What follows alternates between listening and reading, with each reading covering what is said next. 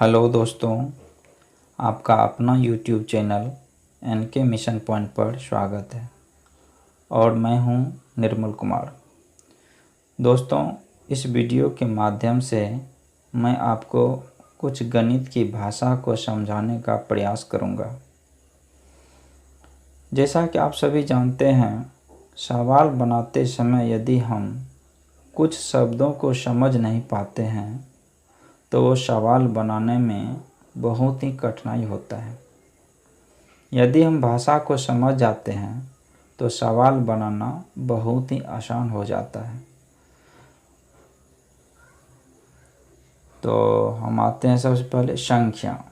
संख्या क्या है? यदि हम भाषा इसका लिखें तो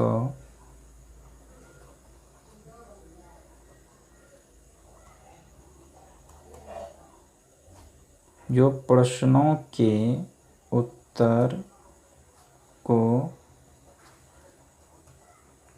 निर्देशित करते हैं।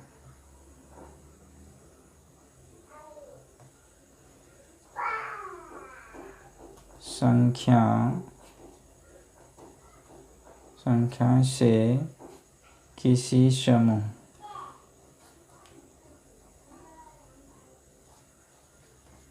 में कितनी वस्तुएं हैं या एक समूह से दूसरे समूह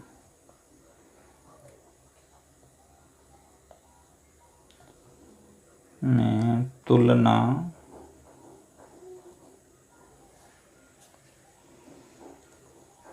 के लिए कि किस समूह में कितनी वस्तुएं हैं।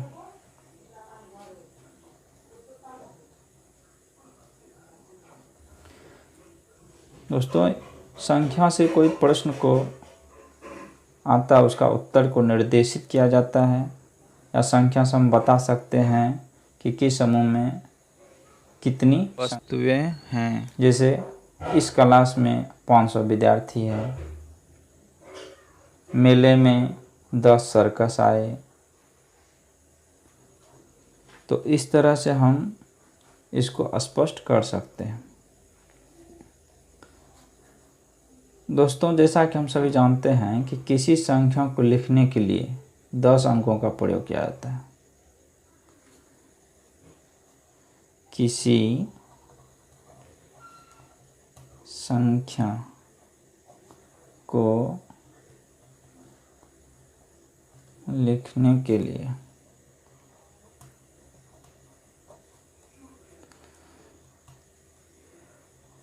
10 अंकों का प्रयोग किया जाता है।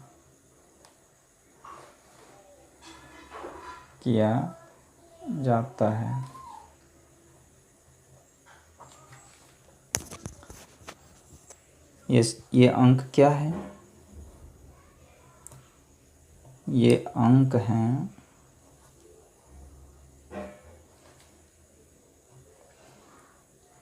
0, 1, 2, 3, 4, 5, 6, 7, 8 तथा 9। इसी अंक का प्रयोग करके हम कितना भी बड़ी से बड़ी एवं छोटी से छोटी संख्या को लिख सकते हैं। सिर्फ यही डिजिट आएगा। प्राकृत संख्याएं, नेचुरल नंबर्स।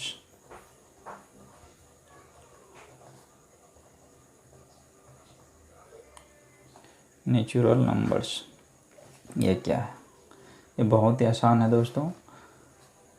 यदि हम भाषा लिखें इसका तो हो जाए गिनती कि सभी संख्या को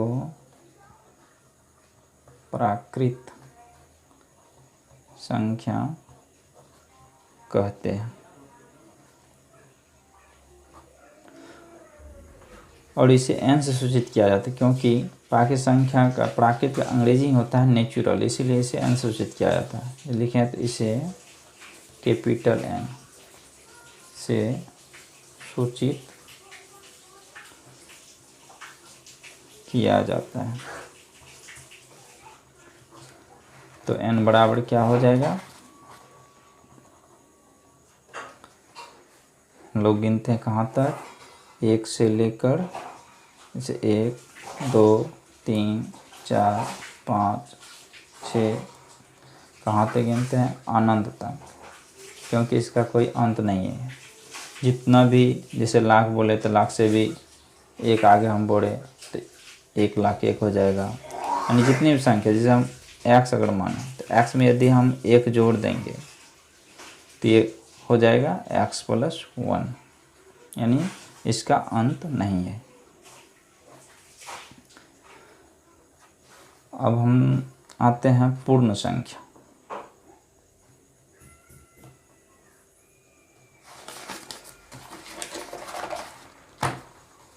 इसको देखते हैं।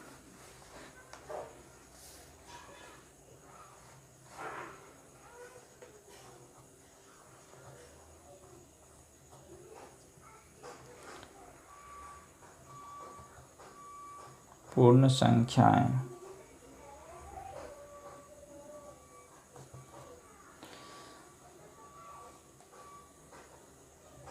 होल नंबर्स,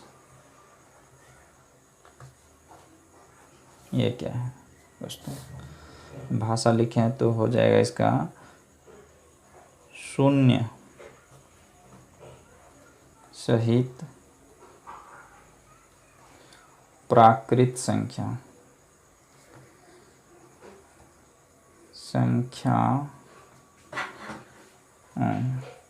को शून्य सहित प्राकृत संख्या को पूर्ण संख्या कहते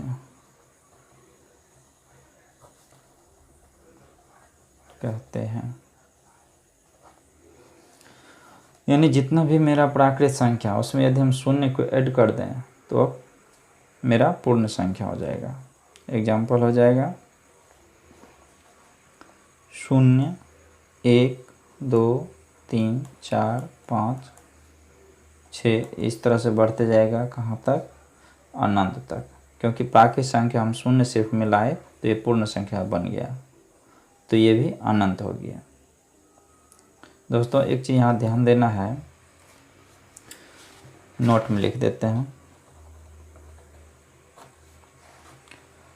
शून्य, क्योंकि ये कभी कभी पूछ भी लिया करता है। शून्य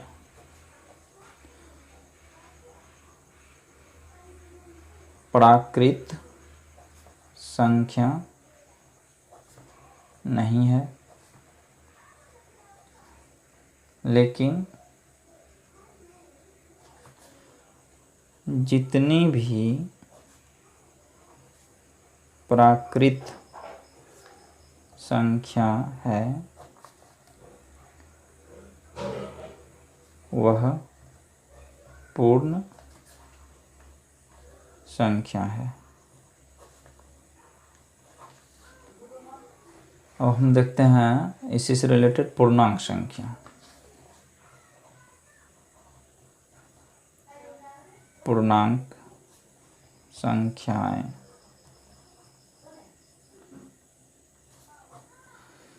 इंटीगर्स नंबर्स,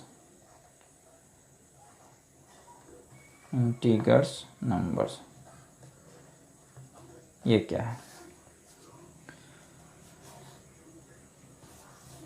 यदि हम भाषा लिखें दोस्तों इसका हो जाएगा धनात्मक एवं ऋणात्मक पूर्ण संख्या को पूर्णांक संख्याएं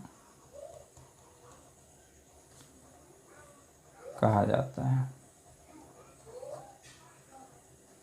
उसी से रिलेटेड है दोस्तों कि धनात्मक और ऋणात्मक। धनात्मक मतलब जो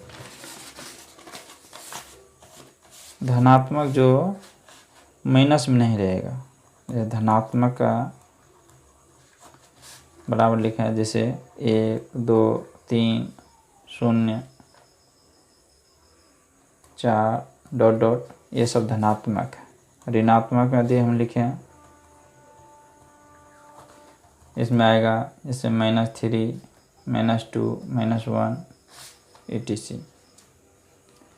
तो जिसमें माइनस रहेगा वो ऋणात्मक, और जो माइनस नहीं है वो धनात्मक होगा।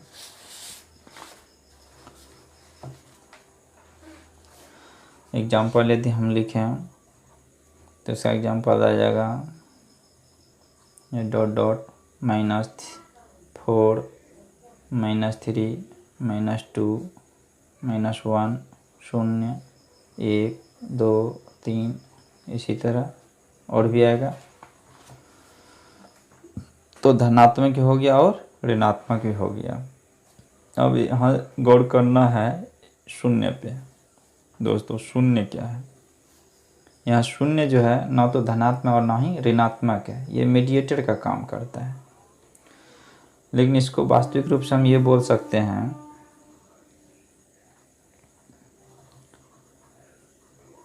वास्तविक रूप से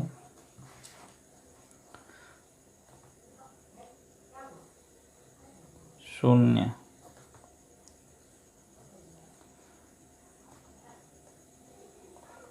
और ऋणात्मक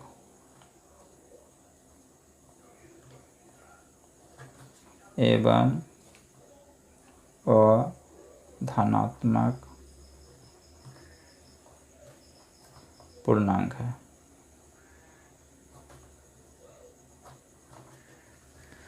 या शून्य ना तो धनात्मक है ना ही ऋणात्मक है। और ऋणात्मक का मतलब हो गया कि 0 सहित आएगा। और ऋणात्मक का मतलब हो गया यानी जो धनात्मक हो, यानी 0 1 2 3 इस तरह से आएगा। और धनात्मक का मतलब हो गया 0 जैसे -1 -2 -3 इस तरह से आएगा। तो हमें इससे आसान भी हो गया भाषा को समझने के लिए, चूँकि उसी से रिलेटेड सभी है। रूट या कट रहा है, रूट या अभाज्य संख्याएं, इसको समझती है क्या है। अंग्रेजी में इसको बोलता है प्राइम नंबर।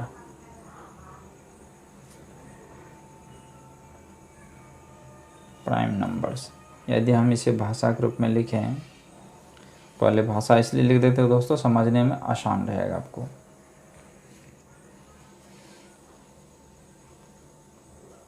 जिस संख्या में एक तथा स्वयं को छोड़कर किसी अन्य संख्या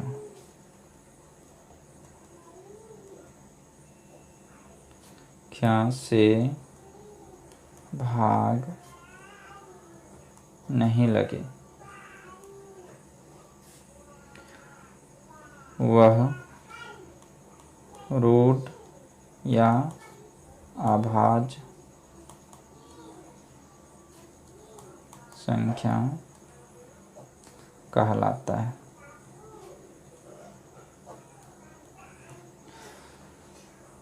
नहीं दोस्तों, रूढ़ या आभास संख्या वही होगा जिसमें एक तथा स्वयं को छोड़कर किसी भी संख्या से भाग नहीं लगे। जैसे एग्जाम्पल हम लिखते हैं 2, 3, 5, 7, 11 और भी आएगा। तो 2 का यदि हम देखें तो इसमें किस किस से भाग लग सकता है? 1 और 2, इसके अलावा कोई नहीं। यदि हम 7 का लिखें तो 7 में 1 से लगेगा और 7 से, इसके अलावा और कोई भी संख्या से भाग नहीं लगेगा जो कि पूरा पूरी ये कट सके। दोस्तों, आपके मन में आता होगा कि एक आभास संख्या है कि नहीं, तो एक आभास संख्या नहीं है। लिख देते हैं हम नोट में, एक अभाज्य संख्या नहीं है।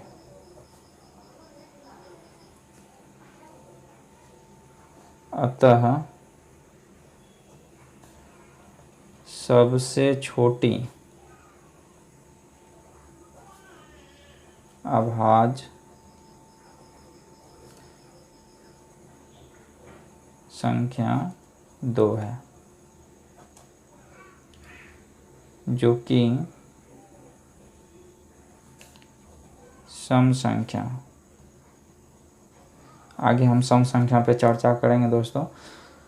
ये सवाल कभी कभी पूछा जाता है कि सबसे छोटी आभास संख्या क्या है, या सबसे छोटी सम आभास संख्या क्या है, तो उसका आंसर हो जाएगा 2।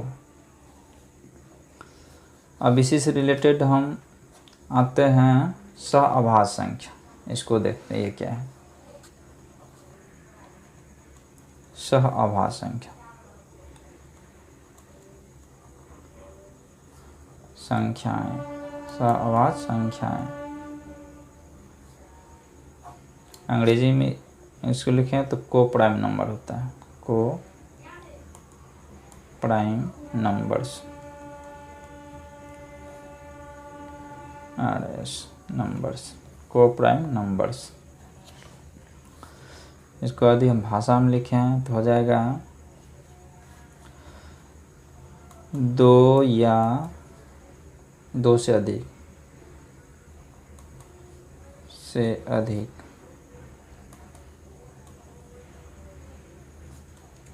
वे प्राकृत संख्या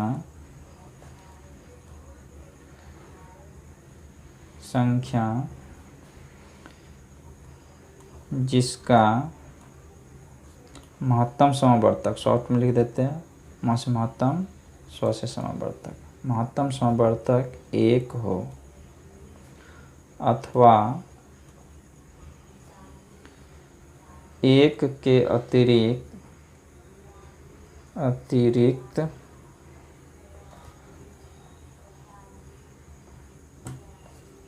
अतिरिक्त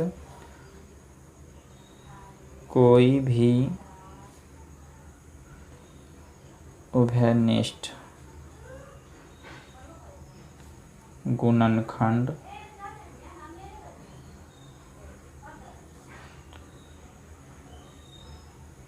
न हो।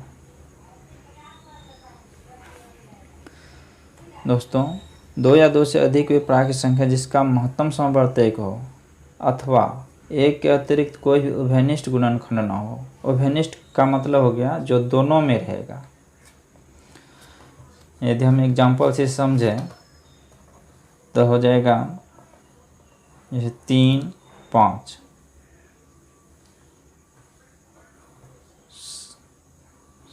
7, 9, ये सब क्या है? सआभास संख्या है।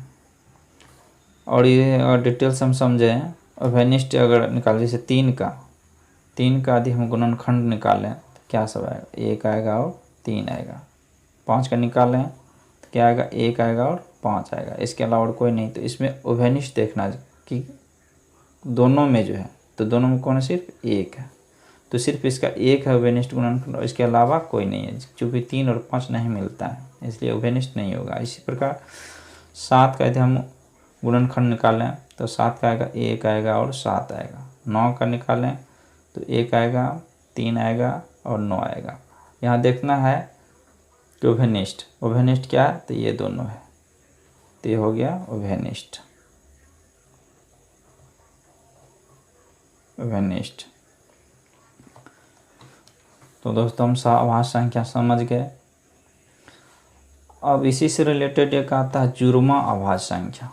यदि हम भाषा को ही समझ रहे हैं तो इसको भी देख लेते हैं।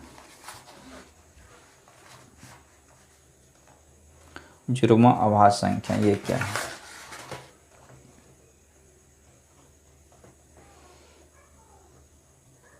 जुर्मा आभाज्य संख्या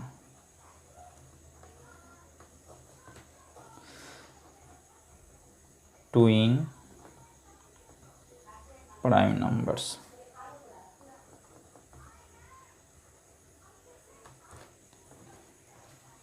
ये क्या है? इसका परिभाषा हो जाएगा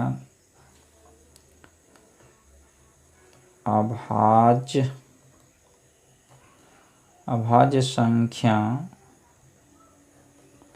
के ऐसे युग्म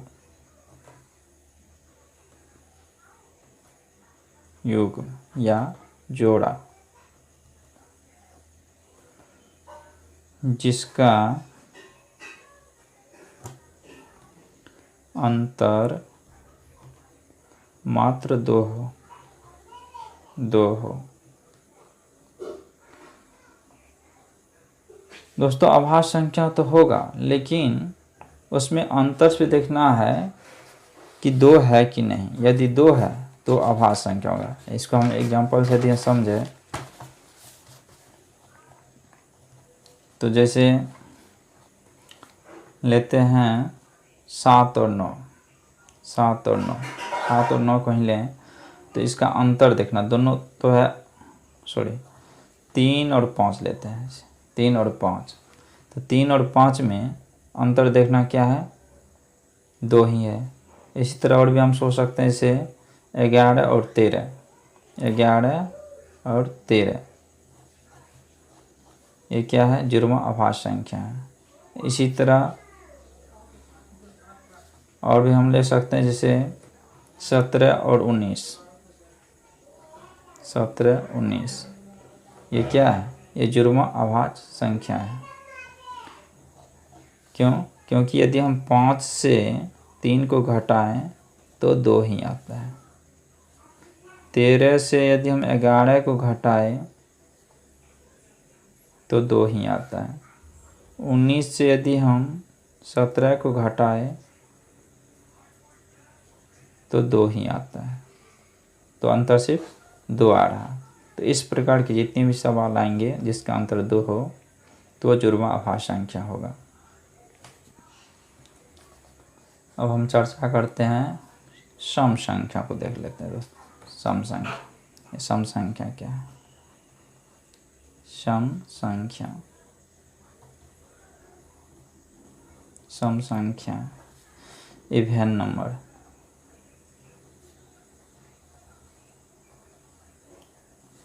इवन नंबर्स, ये क्या है?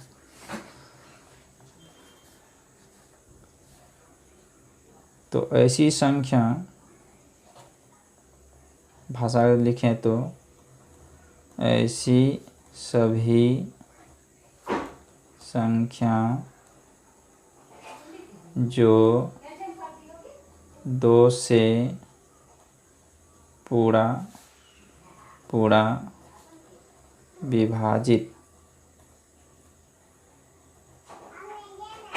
विभाजित हो जाए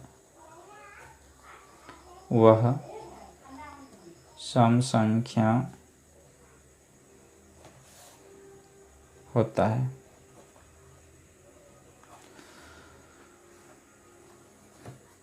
दोस्तों यदि हम एग्जाम्पल लिखे जैसे 100, 200, 4, 6, 20 etc, ये सब क्या है? सभी सम संख्या हैं। इसमें यदि हम 2 से भाग दें तो सभी पूरा पूरी कटेगा। जैसे 2 से यदि हम 100 में भाग दिए तो 50 बार में कट जाएगा पूरा पूरी। यदि हम 200 में दिए या 6 में दिए तो 6 भी कट जाएगा 2 से पूरा पूरी। तो ये सभी क्या है? सम संख्या है। तो इस प्रकार जितना भी बड़ा से बड़ा चाहे छोटा छोटा हो सभी सम संख्या होगा। यहाँ दोस्तों एक चीज़ दिमाग में आता होगा कि शून्य सम संख्या है कि नहीं। तो शून्य तभी सम संख्या होगा जब वह 2 से पूरा पूरा विभाजित हो जाएगा। जैसे 5 लिखे हम, 5 में यदि हम 5 के आगे यदि हम शून्य दे दिए तो ये सम संख्या हो जाएगा। किसी भी संख्या के आगे यदि शून्य लगा रहेगा तो सम संख्या होगा। जैसे हम 3 लिखे, 3 के आगे यदि हम आगे शून्य लगा दिए तो ये सम संख्या हो जाएगा। अब आते हैं इसी का जस्ट अपोजिट विषम संख्या पे।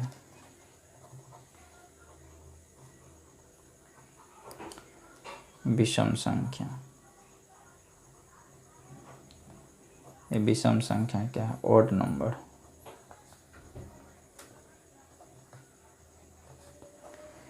ऑड नंबर्स, तो इसी का जस्ट अपोजिट हो जाएगा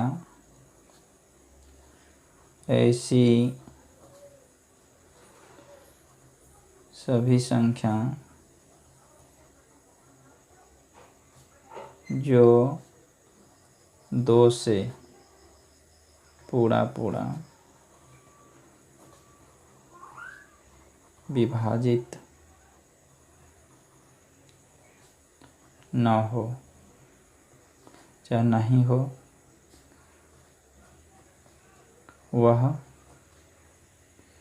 विषम संख्या कहलाता है। जैसे एग्जाम्पल इसका क्या आ जाए, इससे 1, 3, 5, 7, इसी तरह 101, 99, 213 etc, ये सभी संख्या क्या है? विषम है। क्योंकि इसमें किसी भी संख्या को उठा लेते हैं, जैसे 99 चाहे 3, यदि हम इसमें 2 से पूरा पूरी भाग देते हैं तो नहीं लगेगा।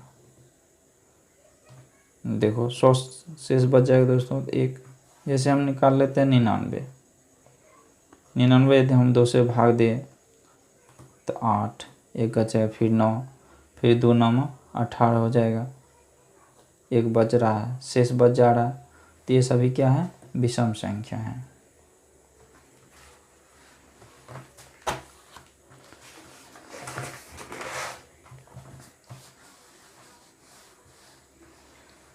अब एक दो और परिभाषा देख लेते हैं दोस्तों।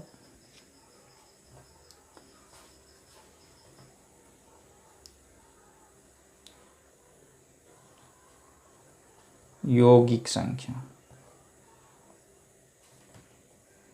इसको भाज्य संख्या बोलते हैं। यौगिक या भाज्य संख्या।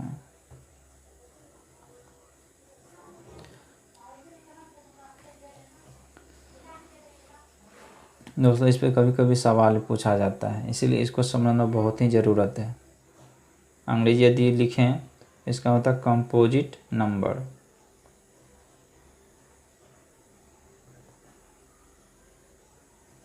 Composite numbers.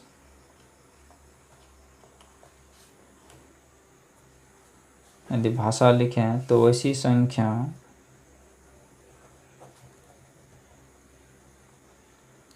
ऐसी संख्याएं जिसका गुणनखंड 2 से अधिक हो, जिसका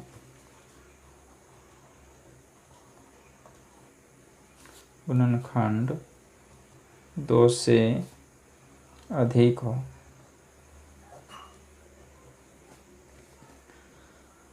यौगिक या भाज्य संख्या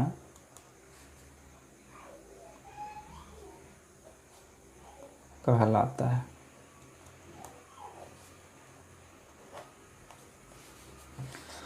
दोस्तों जैसे हम एग्जाम्पल यदि लिखें तो क्या हो जाएगा,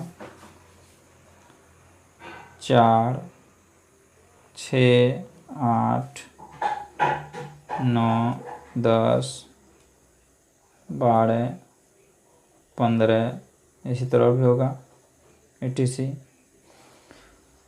तो भाषा है कि वैसी संख्या जिसका गुणनखंड 2 से अधिक हो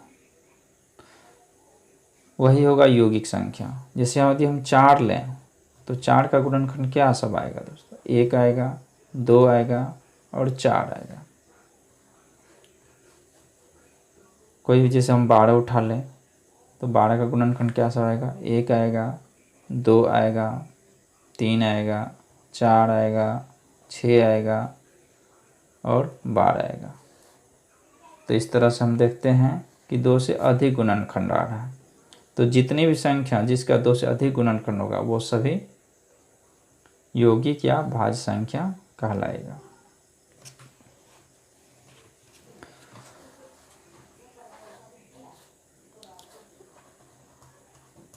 नोट, इसको दोस्तों याद रखना है। कभी कोई पूछता है कि सबसे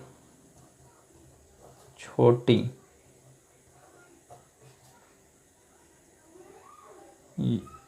यौगिक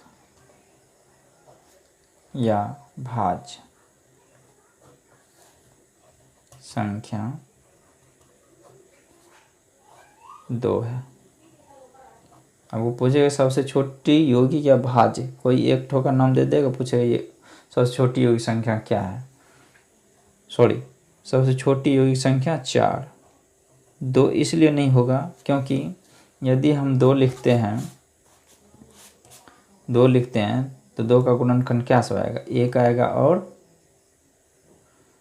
2 आएगा। तो हमें तो निकालना है कि 2 से अधिक, तो इसीलिए 2 जो है फॉलो नहीं करेगा। तो सबसे छोटी भाज्य संख्या क्या हो जाएगा, 4 हो जाएगा। अब एक हम देख लेते संपूर्ण संख्या। संपूर्ण संख्या क्या है, यदि अंग्रेजी लिखे तो परफेक्ट नंबर होता है, परफेक्ट नंबर्स। भाषा लिखें तो जिन संख्या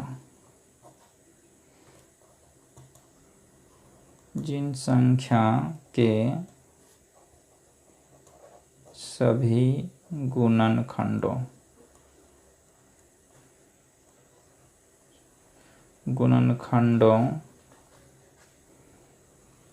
का योग जिन संख्याओं के सभी गुणनखंडों का योग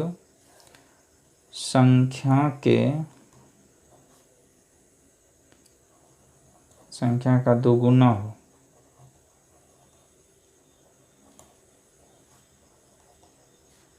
वह संपूर्ण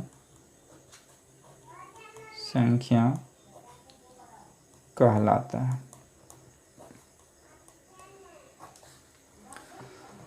तो संपूर्ण संख्या समझ गए दोस्तों कि जिन संख्या के सभी गुणनखंड यानी जितने भी गुणनखंड आएगा उसको यदि हम जोड़ें तो वह संख्या का दोगुना होगा। एग्जाम्पल यदि हम लिखें, जैसे एग्जाम्पल हो जाए जैसे 6 संपूर्ण संख्या में आएगा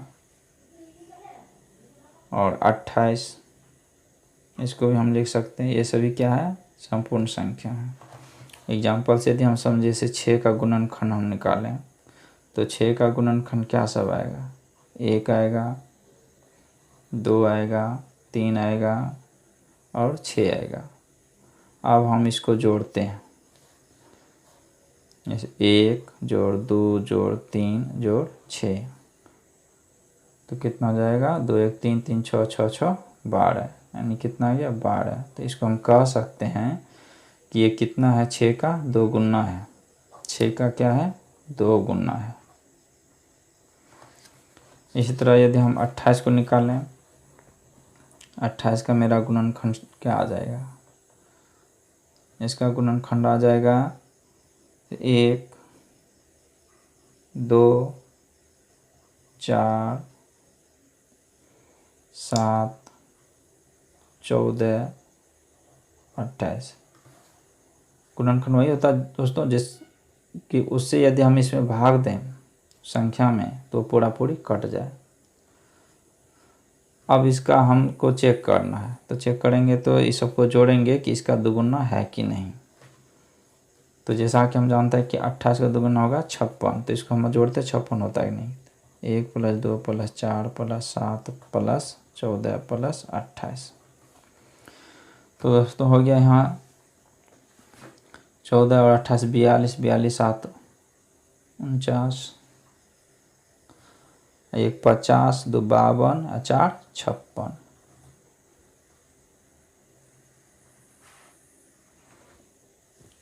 तो ये क्या है, संख्या का दोगुना है। ये वीडियो को हम यहीं रोकते हैं दोस्तों, क्योंकि वीडियो बड़ा हो जाएगा। फिर हम नेक्स्ट वीडियो में मिलते हैं।